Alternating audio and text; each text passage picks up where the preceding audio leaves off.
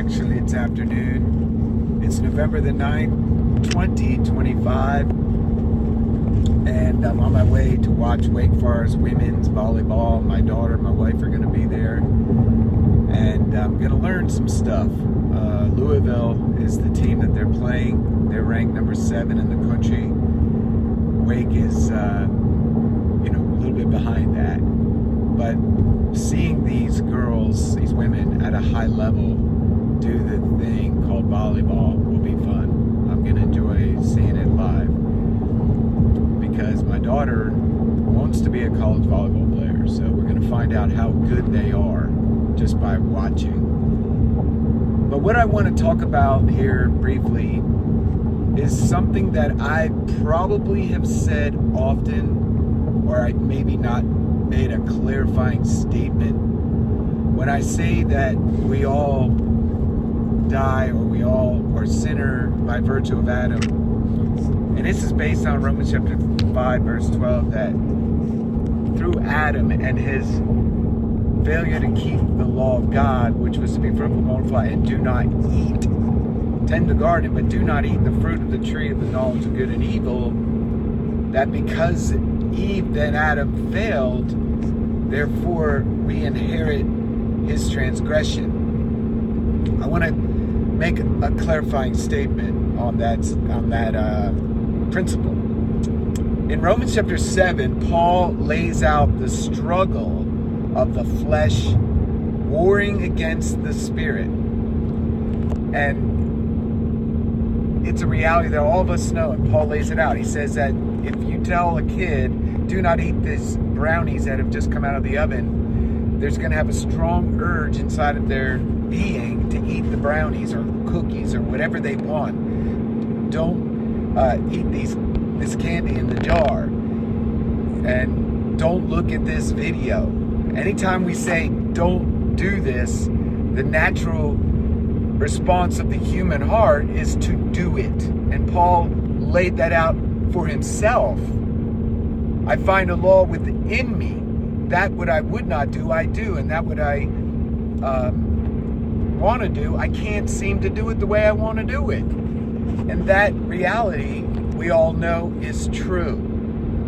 But when it comes to the actual guilt of what Adam did in the garden by eating the forbidden fruit, that real act, historical act by Adam and Eve, technically doesn't transfer. It is our own sins that are accounted to us, not Adam's sin. So when God tells us to walk in righteousness, that means we can. Practical. What I mean by that is doing righteous things, saying righteous things, which I seek to do on this channel, is to share the truth, God's word, and the reality about the future, that Jesus is returning to judge the living and the dead. And he will deal with all the wickedness that has been accomplished by Satan and all his militant leaders. Because when he is here, when Jesus is here, there can be no evil on the earth that runs anything. He will deal with all the rebellion.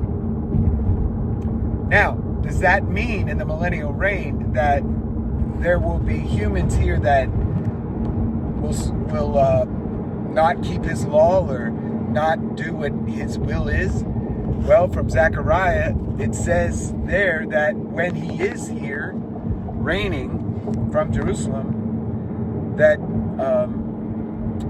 anybody that does not bring a proper feast, sacrifice, or offering to the Feast of Tabernacles, potentially their land would receive no rain.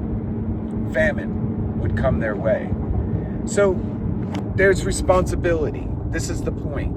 Christians just want the modern church, and the way it presents the gospel is if you just invite Jesus into your heart and say, Jesus, I want you to save me from my sin, that is the beginning, middle, and end of coming into the kingdom.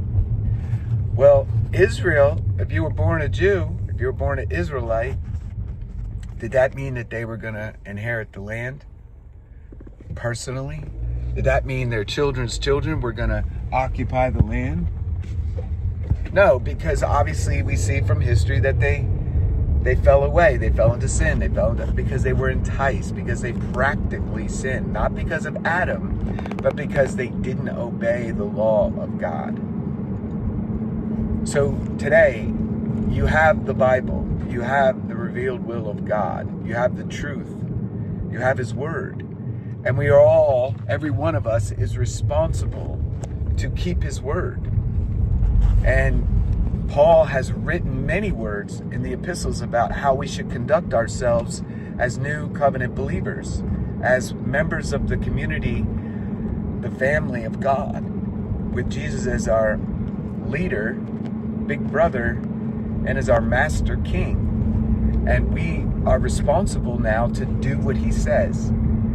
It's not going to church, it's not reading the Bible, it's not praying, it's not being a nice person. It's being a true born-again disciple, listening to the Father and doing whatever He says, which is not religious activity per se. It could be, but most of the time it's forgive somebody that you don't want to forgive, or pray, or fast, or put your hands on this person and ask God to heal them.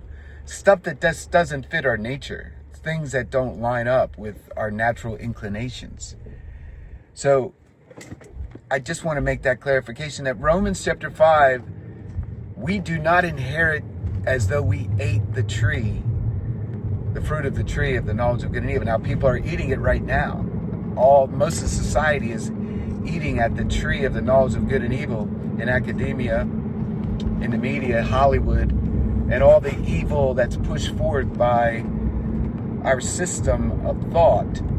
But we don't have to look at it, and we don't have to eat it, and we can walk by it, and we can stare at the tree of life, and we could focus on the fruit of that tree, and we can obey what He has told us to do, which is love God with all of our heart, mind, soul, and spirit, and love our neighbor as ourselves. May God bless these words. Shalom.